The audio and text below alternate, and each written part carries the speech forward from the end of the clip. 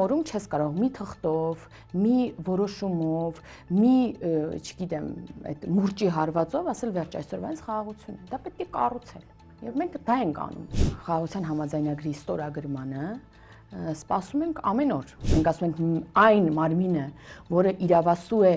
մեկնաբանել սահմանադրությունը, դա միայն մեր սահմանադրական դատարանն է։ Մեկնաբանել է, որ այդտեղ խնդիր չկա։ Միայն դուք կարող եք խնամել խաղաղության մասին։ Այո։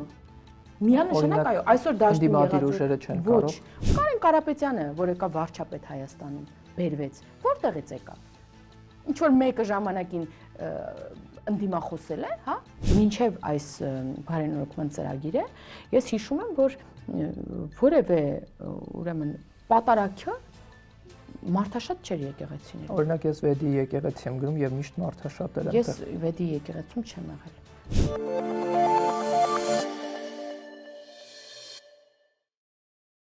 Բարև ձեզ։ Այսօր մեր հյուրը ազգային ժողովի քաղաքացիական պայմանագիր խմբակցության պատգամավոր Հասմիկ Հակոբյանն է։ Տիկին Հակոբյան, շնորհակալ եմ հրավերն ընդունելու համար։ Շնորհակալ եմ հրավերի համար։ Տիկին Հակոբյան, ընտրություններին գնում եք խաղաղության մասին խոսույթով, ասում եք, որ Հայաստանի եւ Ադրբեջանի միջև հաստատվել է խաղաղություն, իսկ ձեր ընդդիմախոսները պնդում են, որ խաղաղություն հաստատվում է միայն խաղաղության համաձայնագրի ստորագրումով։ Ինչպես եք պնդում անում, որ խաղաղությունն արդեն հաստատվել է, եթե չկա ստորագրված համաձայնագիր։ Ես հիշում եմ, երբ որ նախաստորագրվել էր խաղաղության համաձայնագիրը, ասում էին թղթերը հեչ ապահովություն չեն, հարյուրավոր դեպքեր էին բերվում, երբ որ երկու երկրների միջև գոյություն ուներ արդեն ստորագրված խաղաղության համաձայնագիր, սակայն շարունակվել էին ռազմական գործողությունները այդ երկրների միջև, բերում էին օրինակ Ռուսաստանի եւ Ուկրաինայի եւ այլն եւ այլն։ Եվ մենք այն ժամանակ անգամ ասում էինք, որ այո, կան աշխարհում նման դեպքեր եւ երբ ստորագրում են եւ դրանք մնում են միայն թղթի վրա եւ շատ կարեւոր է, որ խաղաղության գոյություն ունեցող իրավիճակի մասին հոգ տանել եւ սարքել ինստիտուցիոնալ։ Իսկ ինչպես են դարձնում ինստիտուցիոնալ։ Օրինակ շփումներով, դիվանագիտական հարաբերությունների հաստատմամբ, առևտրով, քաղաքասարակությունների շփումներով, մշակութային գործիչների շփումներով, շատ հասկանալի է, որ երբ որ տևական ժամանակ եղել է կոնֆլիկտ, պատերազմ, զոհվել են թե հայ զինվորներ, թե ադրբեջանցի զինվորներ, հեշտ չէ այդ էջը հեշտությամբ թերթել։ Դրա համար պետք է ջանքներ դնել եւ մենք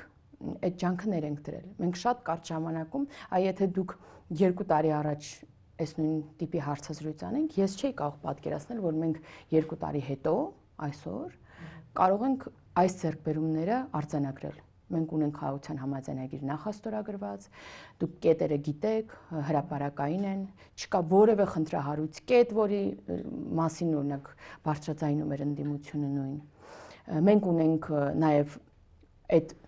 ինստիտուցիոնալ դարձնելու մեխանիզմներից մեկը, TRIP-ը, մենք ունենք նաև ապաշրջափակում մասնակի, գիտեք, որ Ադրբեջանը իր երկիրը ապաշրջափակել է Հայաստանի համար իբրև տարանցիկ երկիր, դուք գիտեք, որ մենք արդեն իրարից առևտուր ենք անում, Հայաստանը ներկրվում ապրանք Ադրբեջանից, Ադրբեջանն է ապրանք ներկրում իր երկիր Հայաստանից արդեն, այսինքն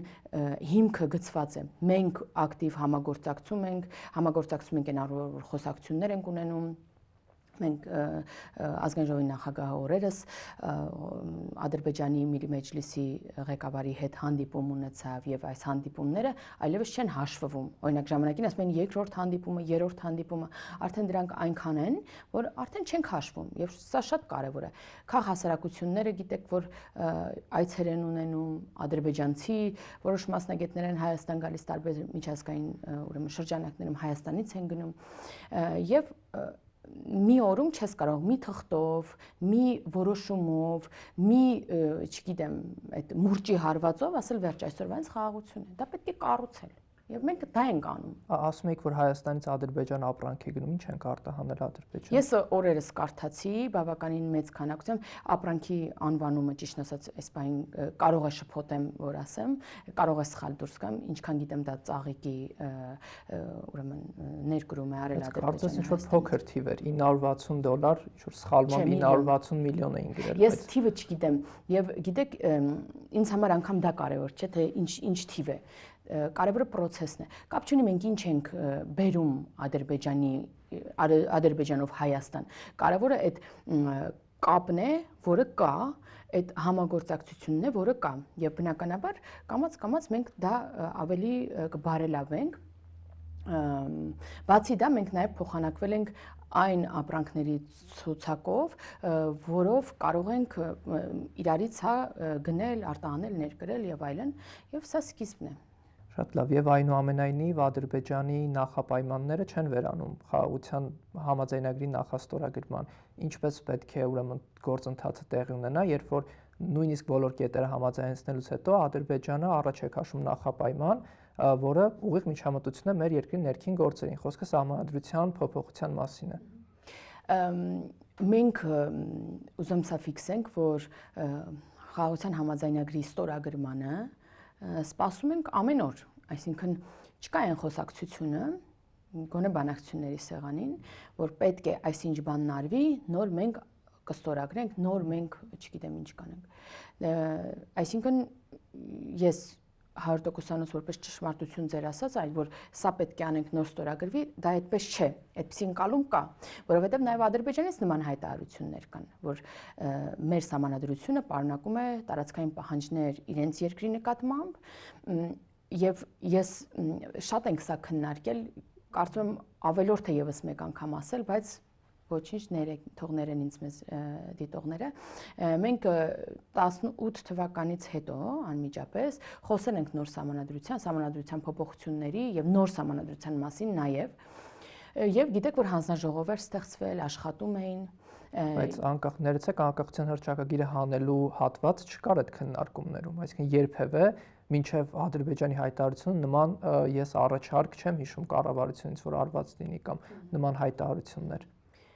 Եթե դուք խոսում եք 20 թվականի այն սահմանադրական փոփոխության մասին, որի քարոզարշավը ընդհատվեց կոവിഡ്ով պայմանավորված, ես նաև խոսում եմ դրանից հետոյի մեր հանձնաժողովի մասին, որի աշխատանքները չի լուսաբանվել, որովհետև վերջնական արդյունք չենք ունեցել, բայց հենց այդ ժամանակ էր 21 թվականին էր, որ վարչապետը մենակ հանրայինի եթերում ասաց, որ մենք կարող ենք անգամ նոր սահմանադրություն ունենալ, ոչ թե սահմանադրական փոփոխություն, որովհետև այն փոփոխությունները, որոնք մենք հասկանում ենք, որ պետք է արվի, դրանք գլոբալ փոփոխություն է եւ միայն փոփոխությամբ հնարավոր չէ նոր սահմանադրություն է պետք։ Եվ դրա հիմնական պատճառը այն էր, որ երբեք Հայաստանի Հանրապետության քաղաքացին սահմանադրություն չէր ընտրել եւ այն բոլոր այն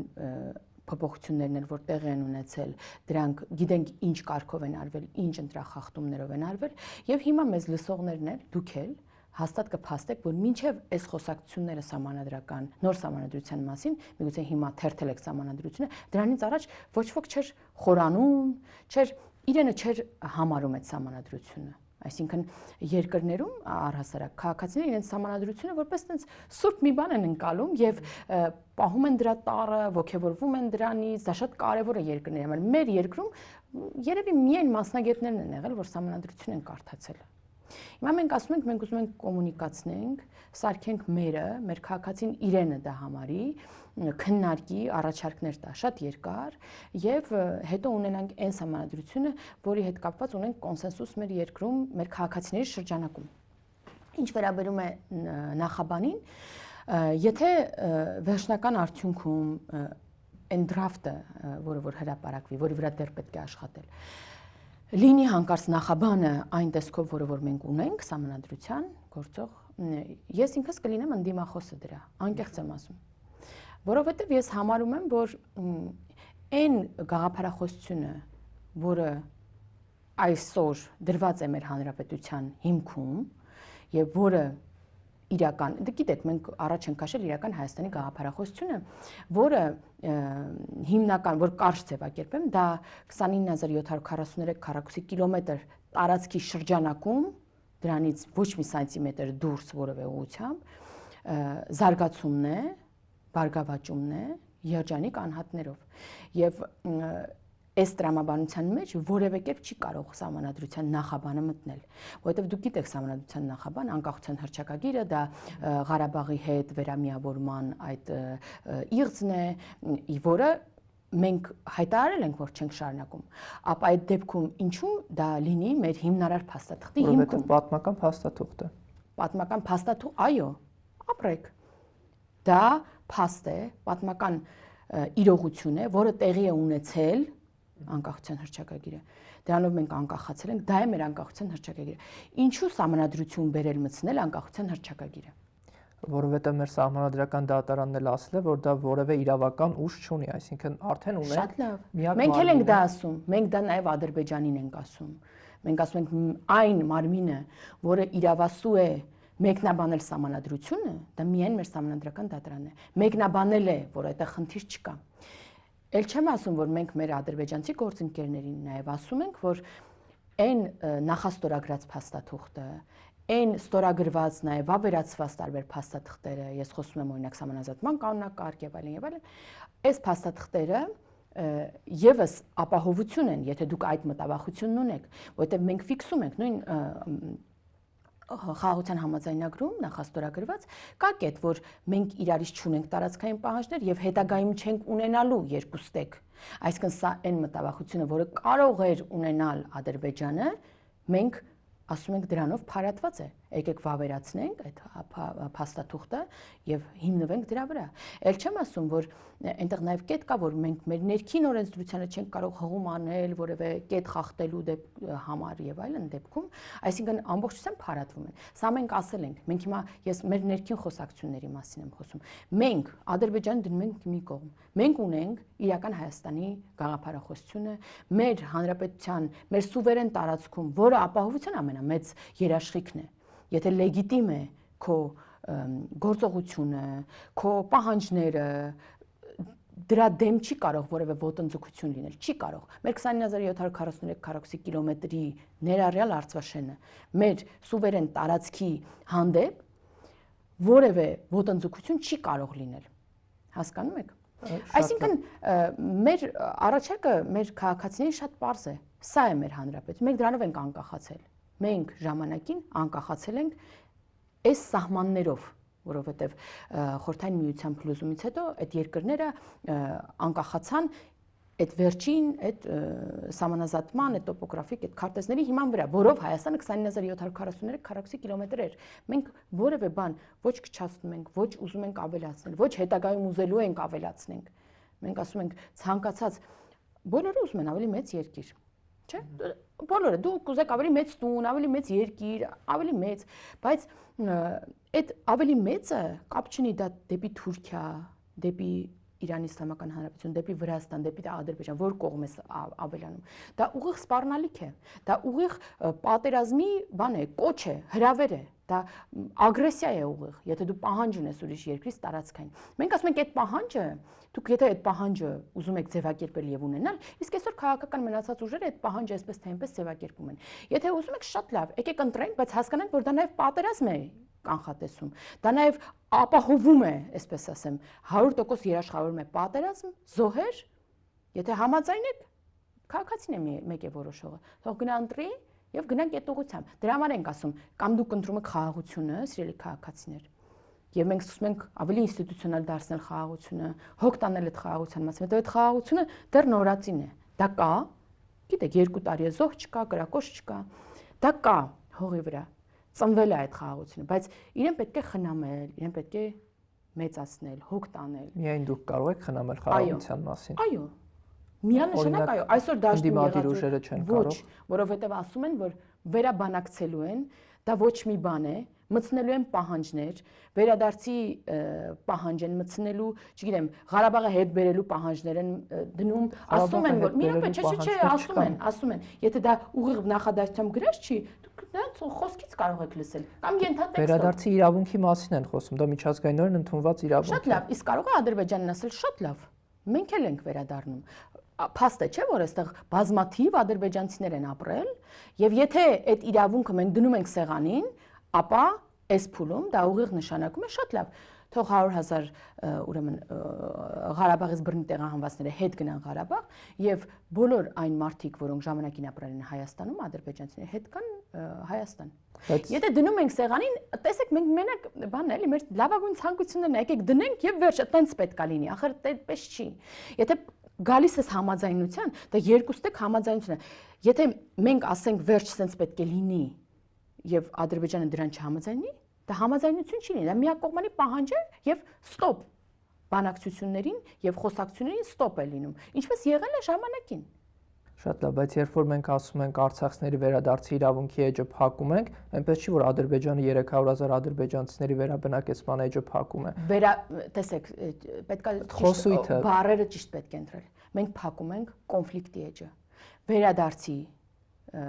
հետ կապված խոսակցությունը ասում ենք, որ այս փուլում դա իրատեսական չէ։ Այդ թեման պետք է հանգիստ թողել։ Ես նաև բազմաթիվ ղարաբաղցիների հետ եմ շփվում, որոնք այսօր ապրում են Հայաստանում։ Մարզերում, հատուկ իրենց հետ հանդիպումներ, Երևանում։ Ես երբ որ հարցնում եմ, որևէ մեկը պատրաստ չէ գնալ եւ ապրել իր տանը այն իրավիճակում, որը այսօր կա։ Այսօր դա իրատեսական չէ։ Ուզում են գնան, լինի հայ ոստիկան, հայ ղեկավար եւ Հայաստանի անձնագիր, այսինքն այն հնարավորությունը, որը կարող է լինել Ադրբեջանի հետ համատեղ այդ պայմաններով իրենք չեն գնում։ Եվ ավելի լավ պայմանների հետ կապված 30 տարի եղել է բանակցություններ, 30 տարի։ Հասկանում եք, անգամ համաձայնել են ժամանակին, որ ադրբեջանական անձնագիր ունենան Ղարաբաղում ապրողները, տարբեր բաներ են համաձայնել, բայց անգամ դրան Ադրբեջանը ժամանակին չի համաձայնել։ Իսկ մենք, որ բանակցությունների ընթացքը նայում ենք, ամեն հաջորդ պայմանը եւ թուղթը եղել է ավելի վատը, քան նախորդը, այսինքն գնալով ավելի վատացել է իրավիճակը։ Շատ լավ, վերադառնալով այսօրվա իրողություններին, ենթադրենք դուք հունիսի 7-ին մեծամասնություն եք ձևավորում, երբ մենք մեծամասնություն, երբ կամ ենթադրենք, թող հեռուստադիտողները ավելի ճիշտ ժողովուրդը թող որոշի, երբ անցնեք խորհրդարան, մեծամասնություն ունենաք, բայց սահմանադրության հանրակվեն, տապալվի կամ ժողովուրդը դեմ քվեարկի նոր սահմանադրությանը, էլի պատերազմ է լինելու։ Չէ, ով է ասում, որ էլի պատերազմ է լինելու։ Դե ասում եք, եթե մենք չընտրվենք, լինելու է պատերազմ սեպտեմբերին, որովհետև քաղաքականությունը գնալու է ուրիշ ուղղությամբ, որովհետև մարդիկ ասում են, մենք վերաբանակցելու ենք այլ պայմաններով, այլ պահանջներ ենք ներկայացնելու, Ադրբեջանը դրան կհամաձայնի, վստահ են, եւ մենք կգնանք այլ ուղղությամբ, ոչ թե այն ուղղությամբ, որը ունենք։ Դուք գիտեք, որ մենք վարչապետի գլխավորությամբ այս ընթացքում 2 ամիս է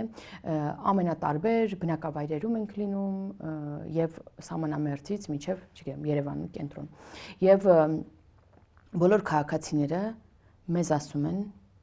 որ մենք ճիշտ ուղղությամբ ենք գնում։ Մեզ ասում են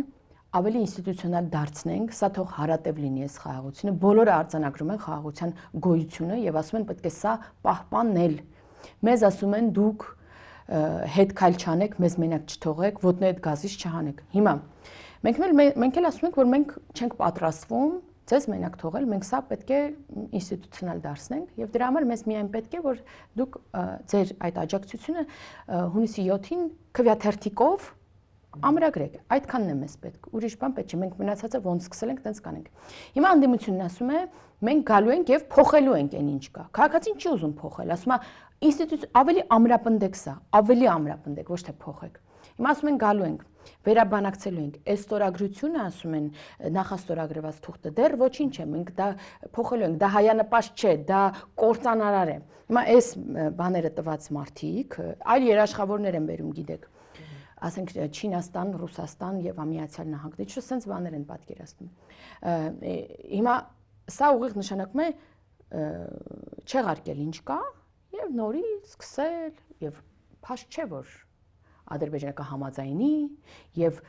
ես վստահ եմ որ ոչ որևէ բանի էլ չի համաձայնելու։ Այն պայմանները, որոնք իրանք առաջարկում են։ Հիմա եթե իրենց տեսանկյունից ենք նայում, իրենք կարծում են, որ այս նախաստորագրված համաձայնագրում TTIP փաստաթղթում կան Հայաստանի համար ոչ բարենպաստ կետեր։ Չեն վերաբնակցել։ Այո, ասում են կա ոչ բարենպաստ բաներ։ Ասում են այդ TTIP-ը պետքա տենց ճիշտ չի։ Միացյալ Նահանգները ի վիճակի չի միայնակ երաշխավորել այդ ճանապարհը։ Պետք է բերել Չինաստանին, պատկերացնում եք Միացյալ Նահանգներ եւ Չինաստան։ Եվի ավելի ողերիմ երկու երկիր դժվար է պատկերացնել։ Չինաստան, Միացյալ Նահանգներ, Ռուսաստան բերում են երաշխավոր։ Բոլորի խոսակցություններում կլինի Սամվել Կարապետյանի եղբոր որդին, կլինի Քոչարյանի, չգիտեմ, թիմակիցները Քոչարյանը, կլինի Ծառուկյանը, որ ուժին ուզում եք նայեք։ Բոլորն ասում են, որ շատ կարևոր է, որ եւս երաշխավորներ լինեն մեր խաղաղության թե փաստաթղթում, թե ապաշրջափակման մեջ։ Եվ բոլորը խոսում են պատմական մեր ամենամոտ դաշնակցի մասին, Ռուսաստանի Դաշնության մասին։ Եվ սա պատահական չէ, որովհետև երբ որ դուք անգամ վերջին ես եթե ամեն ինչ մի կողմ եմ դնում, ոչինչ չեմ հիշեցնում, միայն հիշեցնում եմ վարչապետի եւ Ռուսաստանի Դաշնության նախագահի վերջին խոսակցությունը։ Ռուսաստանի Դաշնության նախագահն ասում էր՝ թույլ տվեք, թող ռուսամետ ուժերը, ռուսական անձնագրով մարդիկ մի հոգի էլ չէր ասում, միայն Սամվել Կարապետյանին չէր ասում։ Մասնակցեն ընտրություններին, ռուսամետ ուժերը մասնակցեն ընտրություններին, որպեսզի ռուսական ազդեցությունը բերեն եւ մտցնեն մեր անկախության մեջ։ Սա է միակ ուրեմն մոտիվացիան այն մարդկանց, որոնք այսօր հավակնում են լինել, որովհետև նրանք բոլորը, նայեք, սկսում ենք Սամվել Կարապետյան, ընդամենը տարի ու կես առաջ, 1 տարի առաջ, նա հայտարարում էր իր բերանով AI-ը չէր, արհեստական բանական ինքն էր հաստատ, հայտարարում էր, որ ինքը գործարար է, ինքը չի ուզում քաղաքականությամբ զբաղվել եւ սխալ է համարում, որ քաղաքականությամբ է զբաղվում գործարարները, սա համտեղելի չէ, ասենց խելացի բաներ են։ Հետո տեսան, որ դուք գրովում եք հայ առաքելական եկեղեցու։ Ինքը չէր ուզում մտնել քաղաքականություն։ Ինքը ստիպված է մտնել։ Ինչու՞։ Հասկանանք, թող իրենք ասեն ինչու։ Գագիկ Ծառուկյան քանի անգամ է հայտարարել, որ էջը փակում է, ինքը քաղաքականությամբ չի զբաղվում, հիմա ինքը ստիպված իր կուսակցությունը վերակենդանացրել է, չէ, արհեստական շնչառություն է տվել եւ հավաքել է ինչ որ տարբեր թափառաշրջիկների քաղաքական իր թիմում, իդեպ Սամվել Կարապետյանը եւս տարբեր այդ անտեր քաղաքական դա քաղաքական գնահատական է, քաղաքական թափառաշրջիկը վիրավորանք չէ եւ առհասարակ թափառաշրջիկը վիրավորանք չէ, եթե անգամ քաղաքական չասեմ։ Հիմա քաղաքական տարբեր թափառաշրջիկների հավաքել է նաեւ Ծառուկյանը իր ցուցակում եւ ասում է ես քաղաքական ես չեմ լինելու վարչապետի տեխնոց, ես ոչ միտեղ չեմ լինելու, ես падգամավորել չեմ լինելու, բայց իր ներուժը դրել է, ինչու որովհետև էլի երևի ստիպված է, որովհետև ինքը իր բիզնեսը 100 անգամ հայտարարել է, որ քաղաքականությունը ցան էջը փակում է։ Գանք մյուսին։ Ռոբերտ Քոչարյանը մեկ անգամ չի հայտարարել, որ իրեն տհաճ է քաղաքացիների հետ շփվելը։ Ասում է, գիտեք, ինձ հաճելի է, որ գնամ շփվեմ։ Ինքը մի անգամ անցավ խորհրդարան որպես առաջին համար, մանդատը վայր դրեց։ Որովհետև իրենց նպատակը ձեզ իշխանազրկելն է։ Ինքը չի ուզում լինել, որովհետև ինքը չի ուզում զբաղվել քաղաքականությամբ։ Էլի իր թևի տակ հավաքել է հարյուրավոր ուժերի 5 հոգով 6 երգ են երգում, հետո էլ պարակտվում են էլի միավորվում, պարակտվում, գնում ուրիշ թիմ, խառնվում, բաժանվում են անընդհատ։ Հիմա այս մարդիկ ինչու են մտել քաղաքականություն ու ինչու են բոլոր այն մարդիկ, որոնք չեն ուզում զբաղվել քաղաքականությամբ կամ չեն կարող զբաղվել, բոլորը ասում, որ պետք է լինի Ռուսաստանի Դաշնությունը երաշխավոր։ Ախր շատ ակնհայտ է ամեն ինչ, էլի։ Դաշտը այնքան պարզ է, այնքան ամեն ինչ ակնհայտ է, որ անգամ ասելը ինձ թվում է տենց որոշ մարդիկ ասում են, հա դե գիտենք էլի, հաստատ մեզ լսում ասում են, դե գիտենք էլի, մեռակ արդեն ասում, ակնհայտ ճշմարտություններն ինչու եք ասում։ Փաշինյան-Պուտին զրույցի ժամանակ այդ միջադեպը, որ դուք խոսակցությունը որ ասեցիք, դրա հետ կապված ընդդիմադիր ուժերն ասում են, տեսեք, Հայաստանը այնքան է թուլացել միջազգային ասպարեզում, որ տարբեր ուժային կենտրոններից միջամտնում են մեր ներքին գործերին։ Ռուսաստանն ասում է պետք է ռուսամետ ուժերը մասնակցեն, Արևմուտքը այստեղ ուղարկում է հիբրիդային սպառնալիքների դեմ պայքարող խումբ, այսինքն դուք այնքան եք թուլացրել մեր արտաքին քաղաքական դիրքերը, որ տարբեր գերտերություններ միջամտնում են մեր ներքին գործերին։ Տեսեք, նախ Եվրամիությունը մշտապես աջակցություն ցուցաբերել է Հայաստանի Հանրապետությանը մինչև հեղափոխություններ մշտապես եւ դա նորմալ է եւ այդ աջակցությունը հայտնում է նաեւ այլ եվրոպական երկրներին, այլ երկրներին, որոնք բացարձակ թույլ չեն, ՆԱՏՕ անդամ երկրներ են եւ այլն եւ այլն։ Այսինքն դա թուլություն չէ, դա համագործակցություն է, դա վստահություն է։ Երբ որ օրինակ Եվրամիությունը սկսում է Հայաստանի հետ վիզաների ազատականացման գործընթաց, սա վստահության մասին է խոսում։ Այսօր միակ երկիրն է Հայաստանը, ում հետ Եվրամիությունը բանակցում է վիզաների ազատականացումը։ Սա թուլության մասին չի խոսում։ Մենք խաղաղության գործիքակազմից ենք օգտվում Եվրամիության, խաղապատ դիտորդները Եվրամիության մեր սահմանին ապահովեցին մեր անվտանգությունը։ Այն դեպքում, երբ մեր անվտանգության երաշխավոր ՀԱՊԿ-ն չգտավ Հայաստանի սահմանը եւ չկատարեց պայմանագրային պարտականությունները, դա բարի կամք չէր, դա ստորագրած փաստաթղթի պարտավորություն էր, որը ՀԱՊԿ երկրները, ոչ միայն Ռուսաստանը, նաեւ Ռուսաստանը, չկատարեցին Հայաստանի հանդեպ։ Եվ մենք ստիպված դիմեցինք Եվրամիությանը եւ Եվրամիությունը աջակցեց եւ պատմության մեջ ամենակարճ ժամկետում, ամենաարագ կերպով տեղակայեց Եվրամիության այդ դիտորդներին մեր սահմանային երկայնքով, որը ծաղրվում էր ընդդիմության կողմից եւ ասում էր հերադիտակով հեսա ձեզ պաշտպանելու են, բայց տեսանք, որ ինչքան ապահով էր այդ պաշտպանությունը։ Եվրամիության հետ մենք շատ սերտ համագործակցում ենք եւ սա թուլություն չէ։ Ինչ վերաբերում է Ռուսաստանի Դաշնությունը, դա փորձ էր։ Հիմա եթե ուզենան դուք փողոցում քայլեք, մեկ ուզենա ձեր ենթադրենք պայուսակը գողանա։ Դուք թույլ եք այդքան, որ ձեր պայուսակը ուզում են գողանալ, հա? Ինչ որ երկրի ղեկավար ուզում էր, որ իր ազդեցության գործակալ որոշ մարդիկ կամ ուժեր ունենան քաղաքական հնարավորություն քաղաքականությամբ զբաղվելու մեր երկրում, ինչը համանդրական արգելք է։ Եվ դրան արձագանքվել է, որ մի րոպե։ Այո, այս մարդիկ իրավունք չունեն, մեր համանդրությունը թույլ չի տա, նրանք չեն կարող։ Եվ սա նորմալ խոսակցություն էր։ Ես թուլությունը այստեղ չեմ տեսնում։ Թուլությունն այն էր, որ երբ որ կուլիսների ետևում նախկին ղեկավարներին ասում էին այն ինչ, օրինակ, տեսախցիկի առաջ են հիմա մեզ հետ խոսում, նրանք լուր չէին էլ հարցնում, ասում էին պտի զբաղվի եւ վերջ։ Եվ տենց հարյուրավոր գործիչներ են եկել Հայաստան։ Կարեն Կարապետյանը, որ եկավ վարչապետ Հայաստանում, բերվեց, որտեղից եկավ։ Ինչ որ մեկը ժամանակին ընդդիմախոսել է, հա, որ ուղարկվել են այդ գործիչները Հայաստան։ Ոնց են ուղարկվել։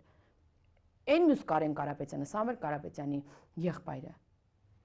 Ամեն դեպքում ձեր իշխանության օրոք է, որ Արշակ Կարապետյանը նշանակվել է պաշտպանության նախարարով Հայաստանի եւ Ռուսաստանի քաղաքացիություն։ Մենք այո, ունենք սխալներ եւ այսօր այդ նույն ձեր ասած անձնավորությունը ապացուցում է, որ մենք շատ մեծ սխալվել ենք։ Մենք ունեցել ենք տարբեր գործիչներ, որոնք հետո, չգիտեմ, լույսերը տվել են ու հասկացել ենք, որ մենք ինչքան սխալ ենք եղել։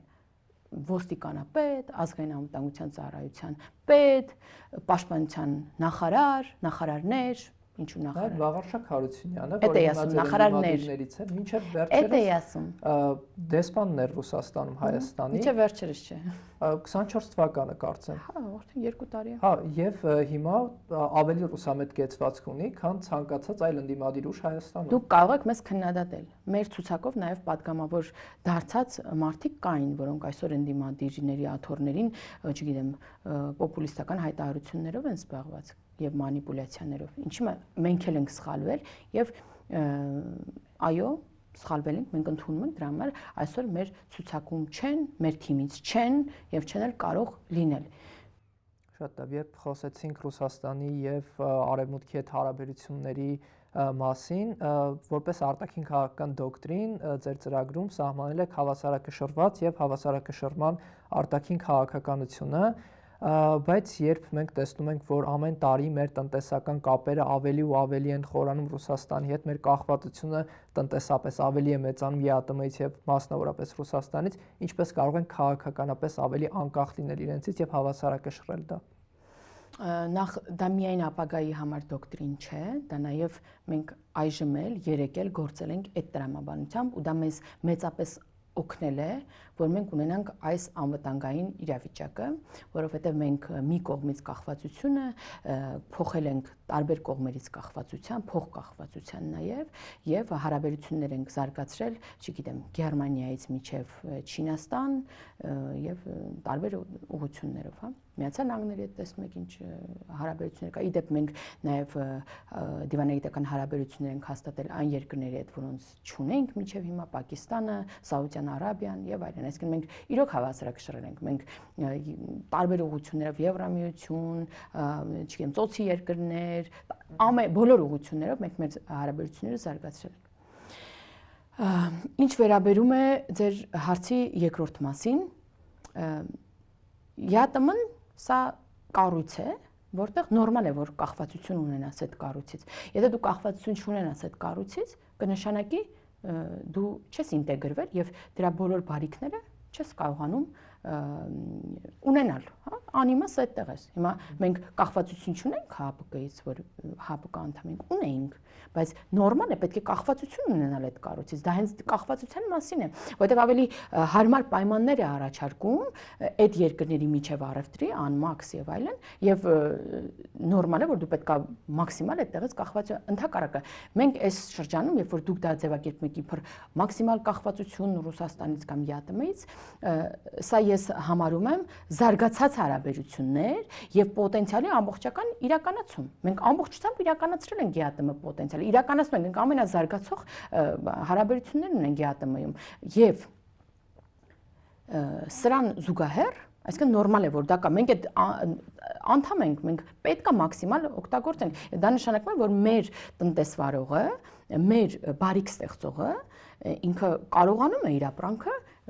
դուրս վաճառել։ Այդ ձեր խոստացած դիվերսիֆիկացիան։ Հիմա ասում եմ։ Եվ քանի որ այդտեղ է ամենահարմարը տնտեսվարողի համար, որ արտահանի իր ապրանքը, ապա նա պետք է այդտեղ արտահանի։ Մենք այս ընթացքում ձեռքներս ծալած չենք նստել։ Մենք բազմաթիվ ծրագրեր ունենք կառավարությունը,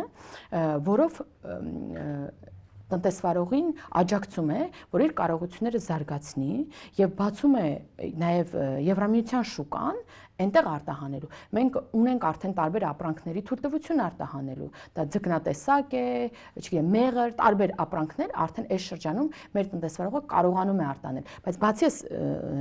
ճանապարհը բացելուց, մենք նաեւ աջակցում ենք տարբեր ծրագրեր կա, որով կարող է նույն, չգիտեմ, ճիր արտադրողը օգտվի եւ այդ լավագույն սարքավորումները բերի, որովհետեւ լավագույն ապրանքը պետք է կարողանաս Եվրամիություն արտահանել։ Լավ ուրիշ չէ, որ միայն ԵԱՏՄ են մեր տնտեսվարողները արտահանում, չէ՞ որ այնտեղ մեծ շուկա կա ավելի։ Ասում է, այս սարքավորումը գնիր, ես քեզ առանց տոկոս վարկ կտամ, կաջակցեմ եւ դու ավելի լավ ապրանք կունենաս։ Եվ ես բազմաթիվ տնտեսվարողների գիտեմ, ես բազմաթիվ գործարարների գիտեմ, որոնք կառավարությունից աջակցություն են ստացել, այդ թվում բանը Սամվել Կարապետյանի բիզնեսները։ Կառավարությունից տարբեր աջակցություններ են ստանում, իրենց կարողությունները զարգացնում են, իրենց բիզնեսը զարգացնում են եւ կարողանում են նաեւ Եվրամիություն արտահանել։ Եվ բնականաբար եւ հետագայում, երբ որ կգա ժամանակը եւ կլինի հնարավորություն այլ շուկա եւս, հա, բացել եւ ինտեգրել նաեւ այնտեղ մեր ապրանքները կարողանանք այնտեղ արտահանել, մենք այդ հնարավորությունը եւս կբացենք եւ այն դեպքում, երբ որ կլինի այդ հատման կետում, որտեղ արդեն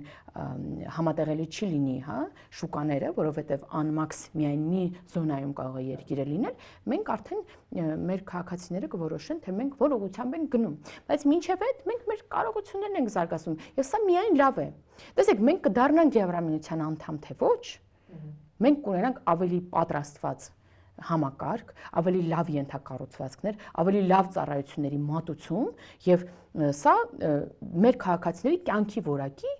բարձրացում է միայն։ Կլինենք արդեն այլ ինչ որ միությունում թե ոչ, կփոխենք կամ տնտեսական այդ շուկան թե ոչ, սա արդեն որոշելիք է։ Այդ պահին որոշեք, դուք տեսնում եք աշխարհը ինչ արագ է զարգանում։ Եվ շատ կարևոր է որ մենք ունենանք ավելի լավ երկիր, ավելի լավ ծառայություններ, որտեղ մեր քաղաքացին լավագույնն է արժանի։ Լավ է, որ մենք իրացնում ենք մեր պոտենցիալը, բայց իմ հարցի էությունն այն էր, որ երբ մենք տնտեսական առումով խորացնում ենք մեր հարաբերությունները Ռուսաստանի հետ, իսկ քաղաքական եւ դիվանագիտական մակարդակում Եվրամիության հետ, այստեղ մի պահի, եթե օրինակ ռուսական կողմին դա դուր չգա, այսինքն իրենց շահերին հակասող լինի եւ Հայաստանին ուղիղ պահանջ լինի դադարեցնել այդ շփումները, կամ պետք է դադարեցնենք, կամ կարող է մի րոպե, չեմ հասկանում ձեր ձևակերպումը։ Պահանջ լինի դադարես, որտեղից պահանջ լինի ում։ Ենթադրենք մենք Ռուսաստանը մեզ պահանջի, հա, ճիշտ եմ հասկանում։ Ինչի մասին եք խոսում։ Չի կարող Սա պահանջել։ ստրուկի հոգեբանությունը, ներողություն եմ խնդրում։ Ես հասկանում եմ, որ դուք արտահայտում եք այն միտքը, որը օդում կախված կա տարբեր քաղաքացիների եւ գիտեմ, դրա համար ուզում եմ նաեւ շեշտել, էլի, բայց սա ստրուկի հոգեբանություն է։ Այսինքն մենք ինքնիշխան պետություն ենք եւ մենք ենք ինքնիշխանությունը նշանակում է, որ մենք ենք մեր քաղաքականությունը որոշում։ Եւ ինչ որ մի երկրից կարող են մեզ ասել դադարեցրեք մի հատ այդ շփումները։ Հասկանում եք ինչ ենք խոսում։ Առևտուրը կդադարեցնենք, ցուրտ ծմերներ կունենանք։ Մեր բոլոր հարաբերությունները Ռուսաստանի Դաշնության հետ այդ կարգի հարաբերությունները, որ գազն է Ռուսաստանը որոշում, չգիտեմ, այդ տարբեր բաներ Ռուսաստանն է որոշում, սա մենք չենք sense ամբողջությամբ հանձնվել զենքերը վայրդրել ձեռքները բարձրացնել եւ հաջողիքով հանձնվել Ռուսաստանի Դաշնության։ Դա արել են մինչև հեղափոխությունը, եկեք դա ֆիքսենք։ Բայց այդ բոլոր հարաբերությունում կա փաստաթուղթ։ Եվ չի կարող ուղակի մի կողմը որոշի, որ ինքը մենակով որոշում է, որ վերջ փակում ենք, էլ Հայաստանը ոչ գազ կունենա, ոչ չգիտեմ ինչ կունենա, բայց դրա հետ մեկտեղ մենք հասկանում ենք, որ առհասարակ դիվերսիֆիկացիան շատ կարևոր է։ Տեսեք, երբ որ առաջարկը մի կողմից է, դա միակն է եւ լավագույնը չէ։ Դա միակն է եւ դու չունես այլ ընտրակ։ Եթե կա երկու առաջարկ, նշանակում է դու որպես սպառող կամ ընտրող ընտրում ես որը չէ ընտրես։ Օրինակ եկեք բանի հեռախոսի օպերատորի, հա, կապի օպերատորի վրա օրինակը բերենք։ Եթե կա երկու կապի օպերատոր, դու ընտրում ես որն է ավելի մատչելի եւ որն է ավելի լավ ծառայություն մատուցում։ Եթե կա մեկը, դու այլ կամ կապ ունես կամ չունես, այդ թանկա վատա էտա։ Հիմա եթե դու ունես 5 առաջարկ, ավելի մեծ հնարավորություն ունես եւ արդեն այն առաջարկ ներկայացնողները ավելի լավ առաջարկ են ներկայացնում, որովհետեւ դու իրեն ընտրես։ Սա պարզ շուկայական հարաբերությունները եւ պարզ էլի ճշմարտությունն է, որը ասում եմ։ Այդ նույն ատոմակայան կառուցելը, չէ՞։ Մենք գիտեք, որ մեր ատոմակայանի կյանքը երկարացնում ենք եւս 10 տարով եւ այդ ընթացքում մեզ նոր ատոմակայան է պետք, որովհետեւ ատոմակայանը ժամկետ ունի։ Մեր ատոմակայանի ժամկետը լրանում է։ Եվ մենք այսօրվա դրությամբ ունենք 5 առաջարկ, 5 տարբեր երկրներից։ Այդ թվում Ֆրանսիա, Միացյալ Նահանգներ, Ռուսաստանի Դաշնություն,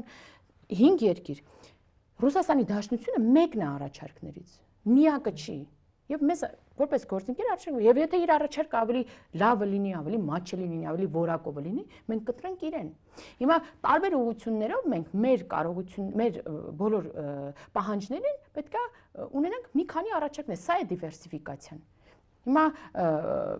նույն ճանապարհը, հա, եթե ասում են կփակի Լարսը, բան, մենք օրինակ հիմա ունենք մի եւս մեկ ճանապարհ, որով կարողանում ենք ապրանք ներկրել Հայաստան։ Օրինակ շատ կարևոր ռազմավարական նշանակության ցորեն ներկրել Հայաստան, հացահատիկ։ Օրինակ Ադրբեջանից։ Հիմա եթե մենք ունենանք տարածքով, ոչ թե ուղիղ, Ադրբեջանից Վրաստանի տարածքով են գալիս։ Չէ, Վրաստանից։ Մենք Ադրբեջանի տարածքով բերում ենք բեռներ։ Ադրբեջանով Ադրբեջանից ուղիղ Հայաստան են։ Այո, ապա շրջափակումը ինչի մասին է։ Շատ լավ, ես տեղյակ չէի։ Հա, բա Ադրբեջանը, որ ասում եմ, ապա շրջափակել է իր երկիրը որպես տարանցիկ երկիր, դրա մասին է խոսում։ Հիմա տեսեք, հիմա եթե նույն մեր բոլոր ուղղություններով մենք ունենք դիվերսիֆիկացիա, նույն զենքը։ Մենք գիտեք, տարբեր երկրներից ենք զենքեր գնում, այդ թվում ՆԱՏՕ անդամ երկրից։ Իսկ ժամանակին, եթե անգամ, չգիտեմ, 21 թվականին ասեին, որ մենք ՆԱՏՕ անդամ երկրից կարող ենք զենք գնել, գժի տեղ կդնեին մեզ, որովհետև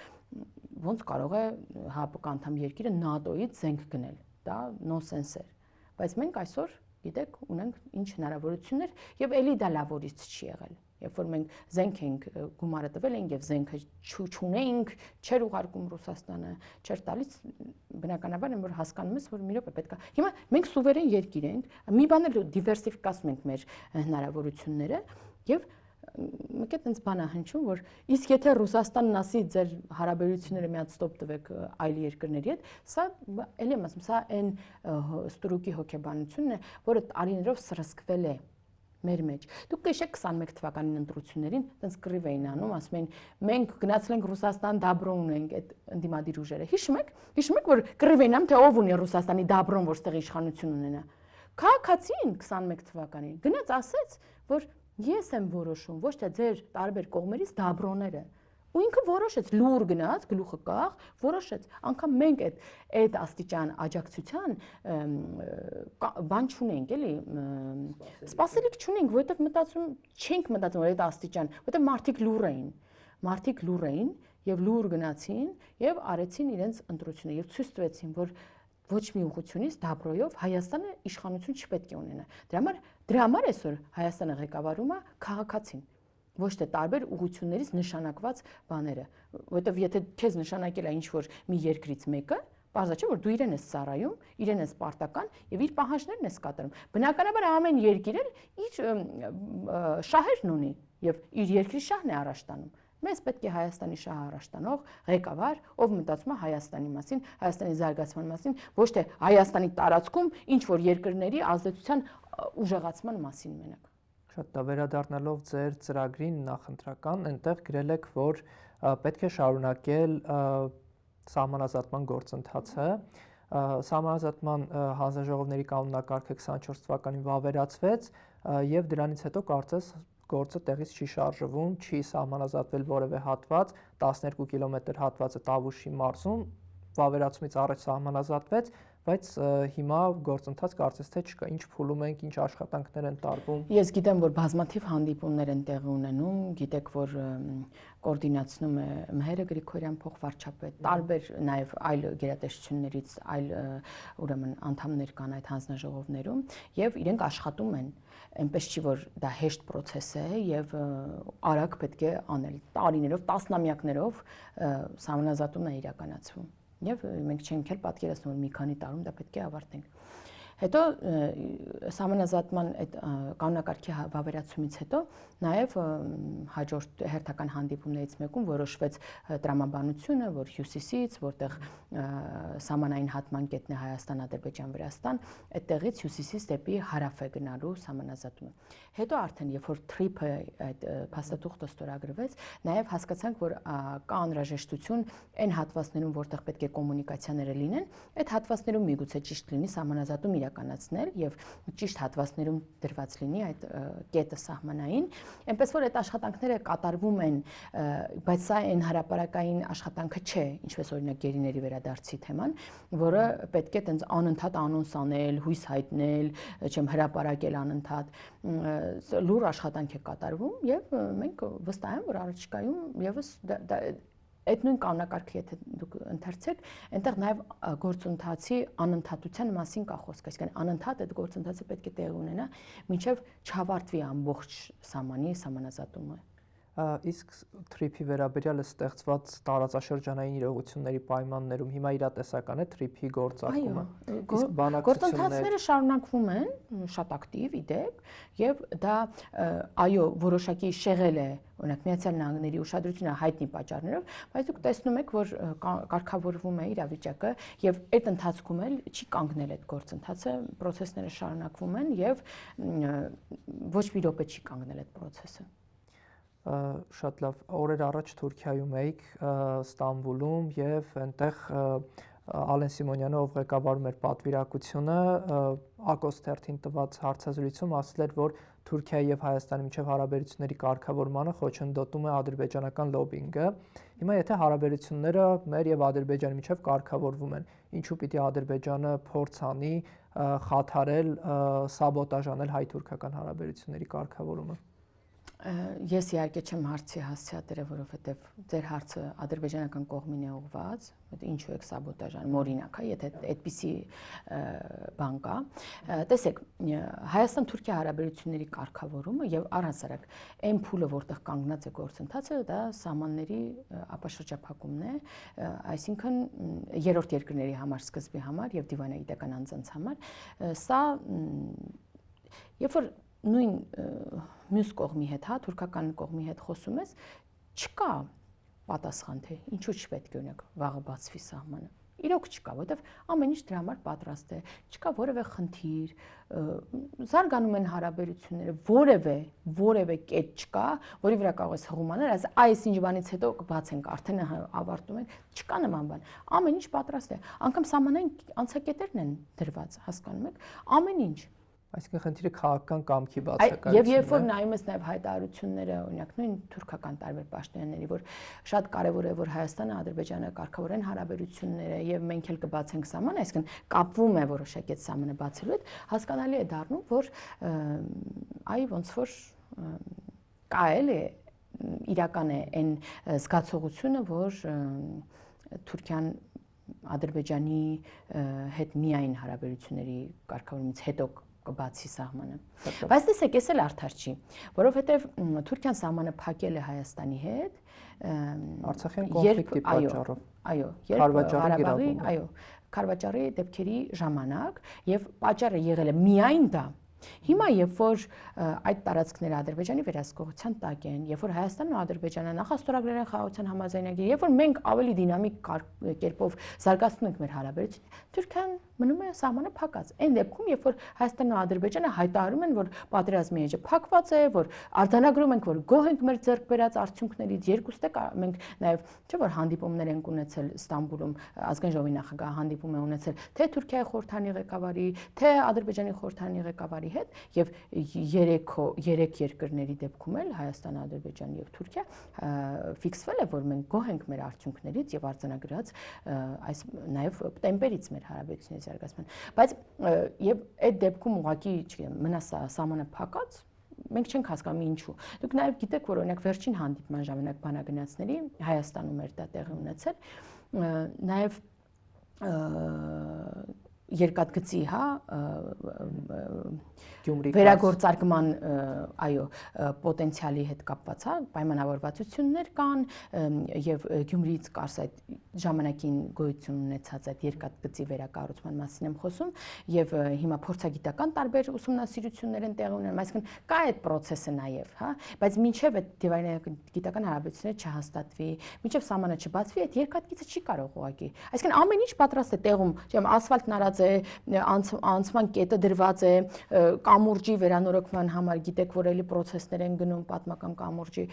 Այսինքն ամեն ինչ պատրաստ է, մնում է միայն այդ որոշումը, որ այսինչ ժամից բացվում է այդ հայտարարությունը։ Տիկին Հակոբյան, տարիներ շարունակ դուք էլ ասացիք, որ Թուրքիան Հայաստանի հետ հարաբերությունների կարգավորումը պայմանավորում էր Ադրբեջանով, հայկական կողմն էլ անընդհատ Ադրբեջանի հետ կոնֆլիկտով, հայկական կողմն էլ անընդհատ փորձում էր բերել այն դաշտ, որ մեր երկու երկրների կոնֆլիկտն է,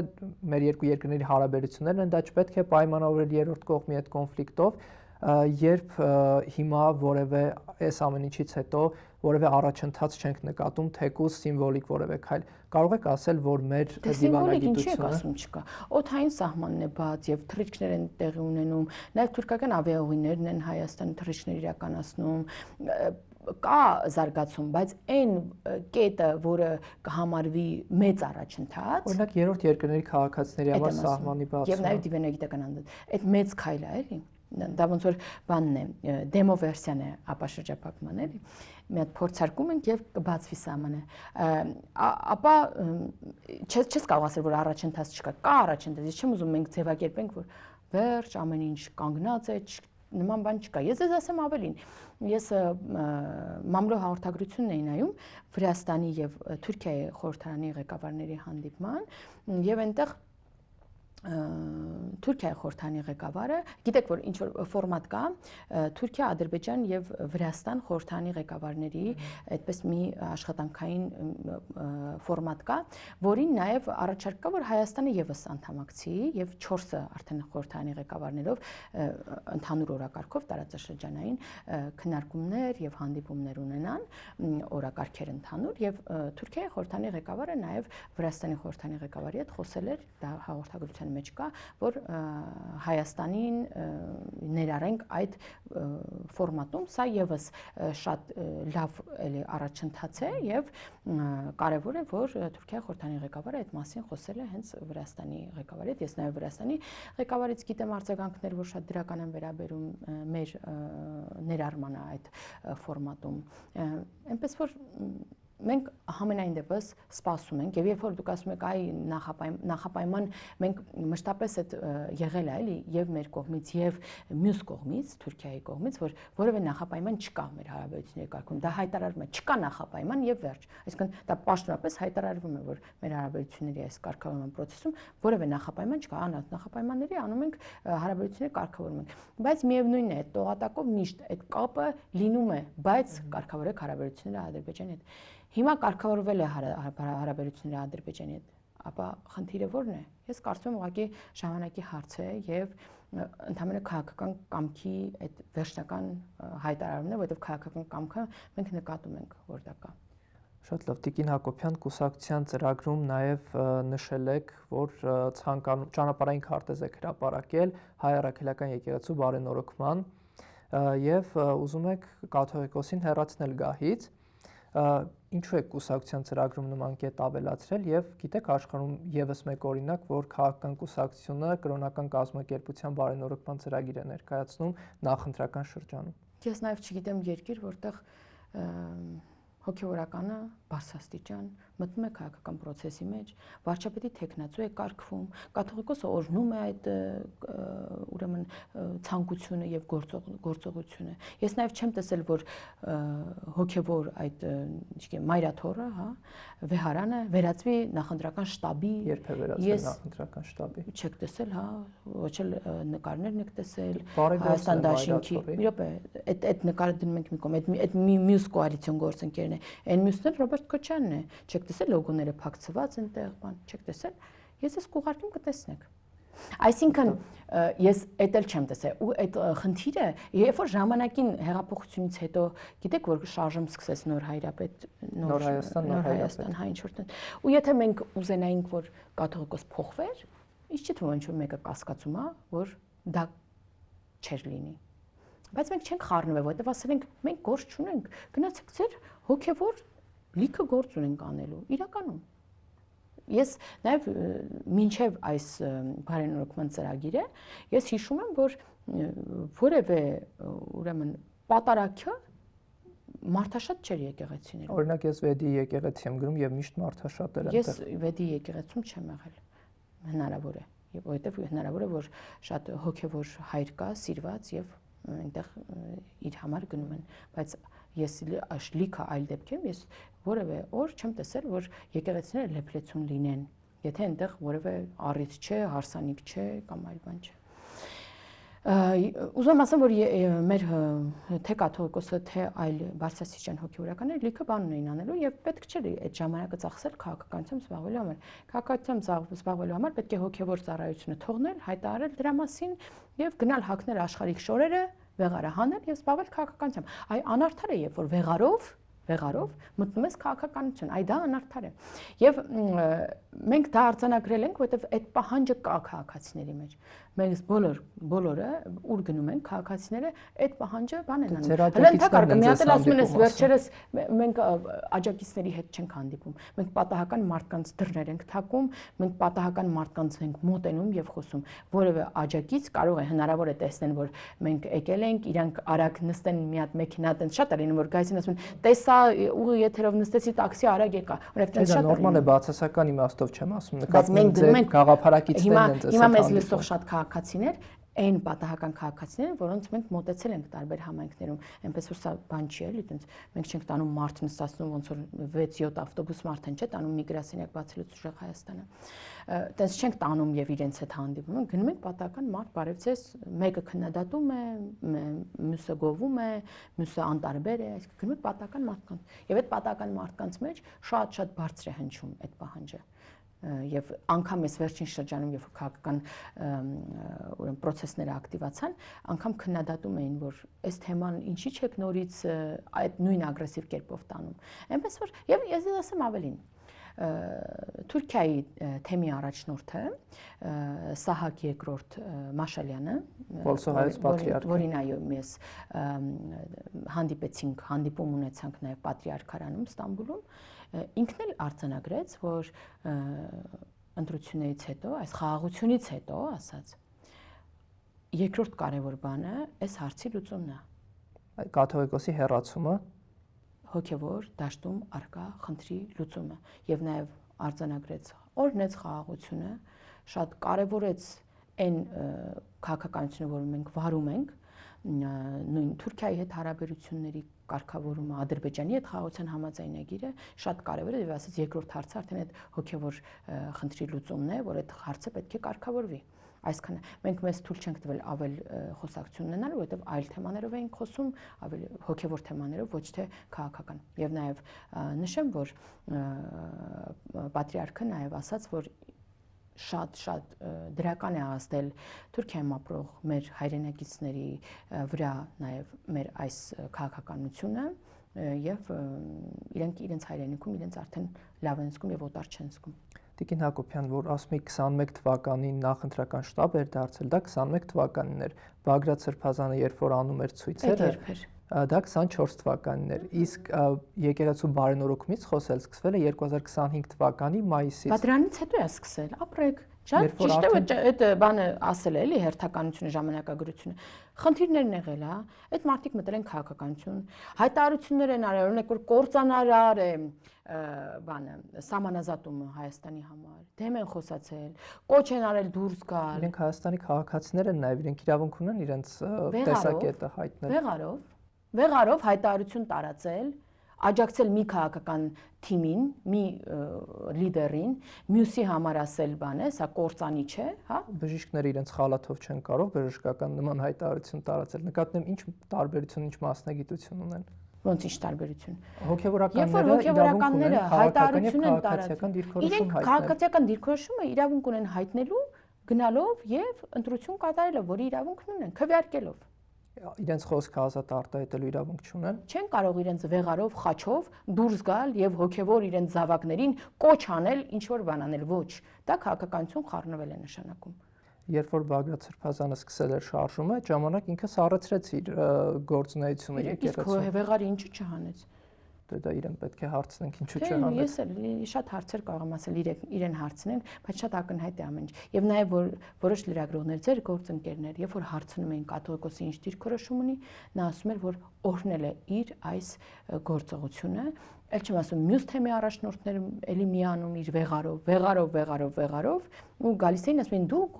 աշխարհիկ իշխանությունները չեն կարողանում լավ կառավարել երկիրը, երբ որ հոգևորականներն էին կառավարում, մենք չեմ 300,000 քառակուսի կիլոմետր էր մեր հայրենիքը, հետո եկաք սարքեցիք մի հատ փուջուր պետություն, հայրենիք պետություն, եւ նրանց հավակնությունները հասկանան։ Խոսում էին, որ եկեղեցին լիքը հողեր ունի, դրանք պետք է հետ բերել, հասկանում եք ինչի մասին են խոսում նրանք։ Սա քաղաքականություն խառնվել չի, սա քաղաքացիական դիրքորոշման հայտնում է։ Եթե անգամ ընդունում ենք, որ ձեր ամբողջ ասածը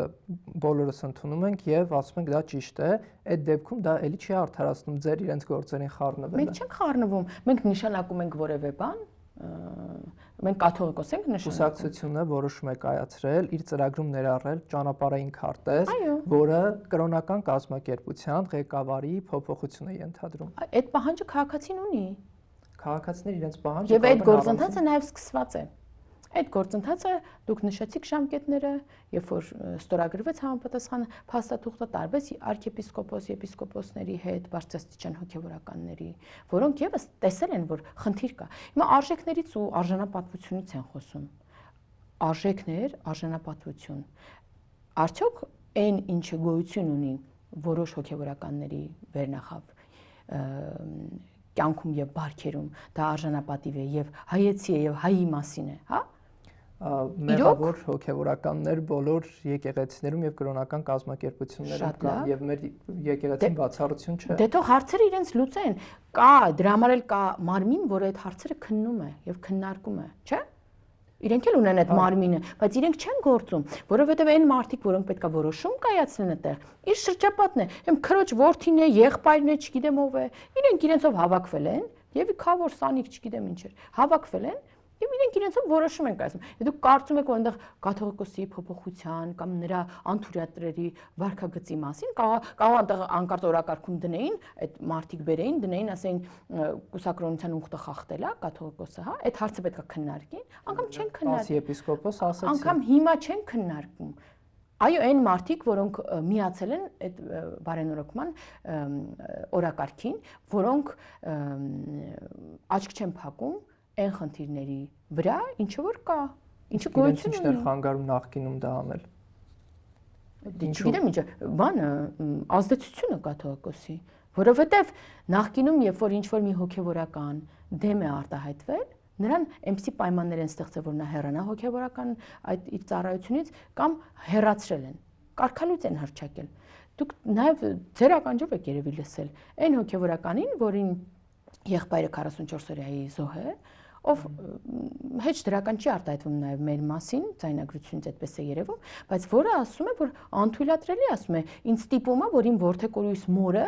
բերեմ Նիկոլ Փաշինյանի դեմ միտինգներին, եւ երբ որ չեմ արել, ինչ օին էր դրել իր գլխին։ Այսինքն ասում եք ինչ չէր այն ժամանակ խոսել, որովհետեւ նման մենակ ինքը չէ։ Մենակ ինքը չէ, բազմաթիվ կարգալույց հոգևորականներ կան, երկրից հեռացած հոգևորականներ կան, որոնք այս բարենորոգման խոսակցությունների ժամանակ նաև սկսեցին արտահայտվել եւ պատմեցին իրենց պատմությունները։ Թե ինչ է իրենց գլխին արել այդ նույն կաթողիկոսը եւ նրա մերձ շրջապատը։ Տիկին Հակոբյան, ձեր նշած զայնագրությունը դա ենթադրյալ օրենքի խախտում է, այդտեղ որևէ մեկը չեմ կարծում, որ տարակարծություն ունի, եթե օրենքի խախտում կա, ասում եք, բա ինչի չեն բարձրաձայնել։ Ես էլ ասում եմ, այդ օրենքի խախտման դեպքերը, որոնք մենք բոլորս գիտենք դրանց մասին, դրանք պատճառն են, թե ինչու չեն բարձրաձայնել ժամանակին։ Եվ ես վստահ եմ, որ բարենորոգման ծրագիրը վերջնական բարեհաջող արդյունքներ արձանագրելուց հետո շատ հոգևորականներ, որոնք այսօր լուռ են, կխոսեն իրենց պատմությունները կպատմեն, որովհետև այդտեղ էլ չեմ ասում նրա եղբոր պատմությունը, մեր ազգային անվտանգության ծառայությունը հրապարակեց հայտարարություն հրապարակեց, ասենք մենք դրա վրա աչք ենք փակում, որ նա շարունակում է սպառնալիք մնալ, հա, որ նա գործակալ է, մենք եղել է եւ շարունակում է սպառնալիք մնալ, շարունակում է մնալ, շարունակելուն փաստեր չեր ներկայացրել ԱԱՑ-ն, որ ուսումնականների փաստաթուղթեր ներկայացրել, դա հաստատվեց հայտարարությունը բան է, հա, տենց պատվերով համերգ է եղել, կարծում եք այդ լուրջ կառույցը պատվերով համերգ է կատարում, հա։ Մենք ասում ենք sense հայտարարություն մի հատ տարած ինքը տարածում, հա։ Օրինակ ԱԱՑ աշխատակիցները գնում էին եւ Շիրակի թեմի հոգևորականներին հորդորում էին չտալ կաթողիկոսի անունը, օրինակ։ Եվ դա հաստատվեց։ Այդպես չի եղել։ Նաեւ բացատրվեց, քանի որ իրար ճանաչում են, որպես անձին խնդրել է։ Հիմա ես էլ կարող գնամ մի պատարակի եւ հոգեվորականին խնդրեմ չտալ։ Ճանաչեմ, ես ճանաչում եմ այդ հոգեվորականին, խնդրում եմ կարող ես չտալ։ Հիմա այդ կերպ, տեսեք, դուք խոսում եք, որ ԱԱԾ աշխատակիցը կամ ուժային կառույցի ներկայացուցիչը այն sense որ պետքա բան ծեփում էր պատերին մարդկանց կամ որ մարտի 1-ին հրապարակում գյուլում էին։ Այդ մարդիկ գնացել են խնդրել են հոգեվորականին չտալ անունը։ Եվ սա համարվում է ռեպրեսիա։ Եթե նախկինում վատ բաներ են արվել, խնդրել է, հիմա այդ գործն է անում, հա, օրինակ ինքը անվտանգության ծառայող է։ Իսկ ճանաչում է խնդրել, ասել կարող ես չտալ, ոչ թե ասելա չտաս հանկարծ կամ չգիտեմ, այն կանզասա ինչա, հիշում եք չէ՞ որ մարտի 1-ին բերել էին որ գյուլ, չգիտեմ ինչա, բերել էին որ գյուլ էին մարտի 1-ին քաղաքացիներին։ Այդ տենց չեն գանում։ Իշխանությունն եք մարտի 1-ի թեման դեռ չի փակվել։ Այդ թեման փակ չի, այո, այդ թեման գնում է։ Իսկ դուք նաև վստահաբար ապացույցված է, որ այս ողջ ընթացքում մարտի 1-ից հետո նաև փորձ է արվել թաքցնել բոլոր հետքերը։ Դուք գիտեք, որ փամփուշտներ է փոխվել, այսինքն այդ գոնե այդ դրվագը ապացուցված է։ Եվ դուք համարում եք, որ տենց հեշտ էր, քանի տարի է, 10 տարի մարտի 1-ից հետո այդ նույն ռեժիմը շարունակել է իշխանավարել։ Իշխանավարել են զանգով, ուժայիններով իրենց, ինչքան կուզենք կխփենք, դուք գիտեք ինչ էր կատարվում։ Եվ դուք պատկերացնում եք, որ այդ